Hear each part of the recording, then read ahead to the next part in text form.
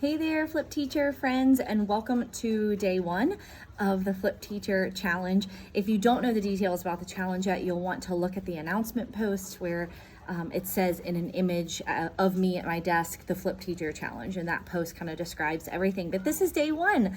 I'm actually recording this on Sunday evening, just put the kids to bed. We got back from the lake today. My parents live down on Lake Cumberland, so lake hair don't care, right? Okay, so a couple of things about day one. First, you want to make sure that you have read the post and then watch this video. That's kind of my intention, is that you read the post, and then I'm just going to kind of give a few elaborations to hopefully help you in each day of your challenge. So today is all about reflecting on what synchronous learning versus asynchronous learning looks like, what it is, and what it was in your classroom pre-pandemic. Because here's the thing, no one was thinking about synchronous and asynchronous learning when, before COVID-19 and distance learning started. But it was happening, even in a traditional classroom that you don't assign homework. It was happening.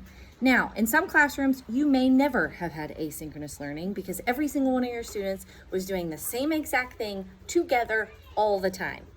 I'm going to challenge you, though, to think about how can you increase student engagement, maybe student accountability even, by putting little bits more and more into asynchronous time. That does not mean you have to assign homework. It doesn't.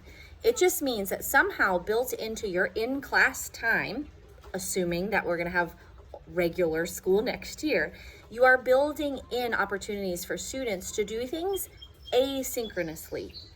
Lots of different ways that you could potentially do that, most of it depending on the level in which you teach, right? Elementary school, oh my gosh, you have so many opportunities with various centers and small groups and all that kind of stuff. But even at the middle and high school level, if you're doing stations, which is just another word for centers essentially, but they normally move with the students rather than your couch potato students moving, right? But yeah, I just want to challenge you to think about different ways that you can be putting a little more of the learning onus onto your students, and by putting that into asynchronous time. So I don't necessarily have all of the answers. This is meant to be a challenge where we are in it together, and you can talk in the comments and let us know any reflections, insights, takeaways that you get as you are reflecting on what this may look like in your classroom moving forward. So just like I said, hop in the comments, let us know, and I'll see you day 2 for the challenge. See ya.